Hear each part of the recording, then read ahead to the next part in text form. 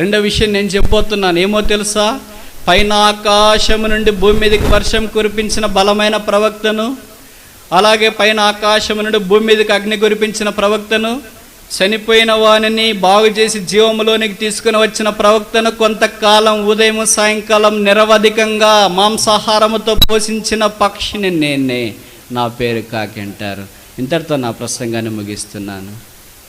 కాకి వెళ్ళి కూర్చునింది. ఆ హాల్ అంతా శ్మశాన నిశ్శబ్దం. ఏంటిది? మనమేమి కాకి వెళుతుంటే ఏదేదో నవ్వుకుంటా ఉన్నామే. కాకి వెళ్ళి వెళ్ళి వెళ్ళి ఏనుగు కుంభస్థలాన్ని కొట్టినట్టు అయిపోయింది. ఇప్పుడు ప్రైజ్ ఎవరికి దక్కుతుందో పోటీ తీవ్రమైపోయింది అని అనుకుంటున్నారు. సింహం లేచాడు. నేను ఇప్పుడు దశాబ్ద పక్షి ఎవరు ప్రకటించనై ఉన్నాను, ప్రకటించమంటారా? చెప్పేయండి అన్నారు ప్రజలు. సింహం నిలబడ్డాడు. ఈ దశాబ్దపు పక్షి ఎవరనగా నెమలి.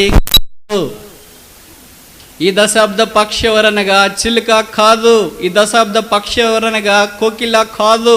ఈ దశాబ్ద పక్షి ఎవరనగా హంస కాదు. ఈ దశాబ్ద కాకి. ప్రజలంతా అనగా చేరి వచ్చిన పక్షులన్నిటికీ ఆశ్చర్యం వేసింది. ఏంటి, హంస మీద పోటీనా? చిలుక మీద, కోవిల మీద, నెమలి మీద కాకెలా గెలిచింది? వారి ఆశ్చర్యానికి హంత లేకుండా పోయింది. ఉన్న పాటన కొంతమందికి నోరెక్కువగా పక్షులకి.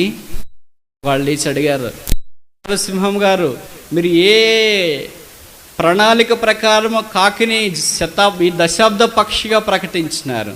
అప్పుడు సింహం చెప్పిన మాట ఏంటో తెలిసిన, కాకి తప్ప మిగతా 4 పక్షులు తమ యొక్క భౌతికమైన క్షయమైపోయిన కనపడే బలాలు చెప్పారు.